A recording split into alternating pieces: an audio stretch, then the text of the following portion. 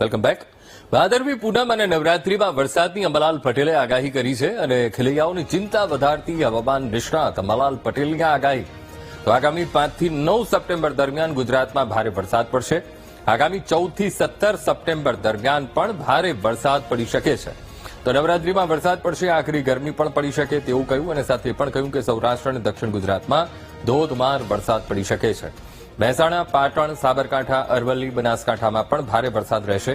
તો છઠ્ઠા નોરતાથી દશેરા સુધી વરસાદી ઝાપટા પડવાની અંબાલાલ પટેલે આગાહી કરી છે. તો દિવાળી સુધી વાદળછાયું વાતાવરણ રહેશે તેવું પણ કહ્યું અને નવેમ્બરની શરૂઆત સુધી વરસાદી અસર રહી શકે તેવી અંબાલાલ પટેલે આગાહી કરી છે.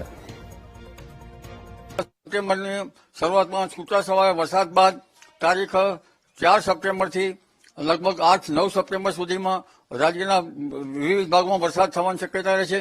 જેમાં 4, 5, 6 સપ્ટેમ્બરમાં કેટલાક ભાગમાં ભીષણ વરસાદ થવાની શક્યતા રહે છે અને આ વરસાદ જે છે એ ઉત્તર મધ્ય ગુજરાત અને પૂર્વ ગુજરાતના ભાગોમાં ભારે વરસાદ થવાની શક્યતા છે. દક્ષિણ સૌરાષ્ટ્રના ભાગો, સૌરાષ્ટ્રના અન્ય ભાગો, જામનગરના ભાગો, પશ્ચિમ સૌરાષ્ટ્રના ભાગો અને ઉત્તર સૌરાષ્ટ્રના ભાગો અને કચ્છના ભાગોમાં પણ વરસાદ થવાની શક્યતા રહે છે. સૌરાષ્ટ્રના કેટલાક ભાગોમાં પણ મુસળધાર વરસાદ થવાની શક્યતા રહે છે. દક્ષિણ ગુજરાતના ભાગોમાં પણ ભારેથી અતિભારે વરસાદ થવાની શક્યતા રહે છે. જ્યાં વરસાદ ઓછો છે એવા સુરતના ભાગોમાં પણ વરસાદ થવાની શક્યતા રહે છે.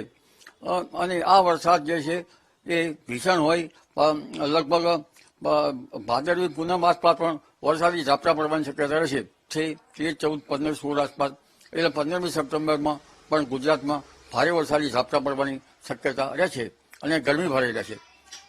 ત્યારબાદ વરસાદી ઝાપટા પડતા રહેશે.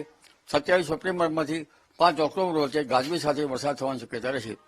તારીખ 23 સપ્ટેમ્બરમાંથી ગરમી વધશે અને નવરાત્રિમાં લગભગ મહત્તમ ઉષ્ણતામાન તાપમાન 35 ડિગ્રી સેલ્સિયસ જેવું થઈ જવાની શક્યતા રહે અને ન્યૂનતમ તાપમાન 26 ડિગ્રી સેલ્સિયસ જેવું થઈ જવાની શક્યતા રહે.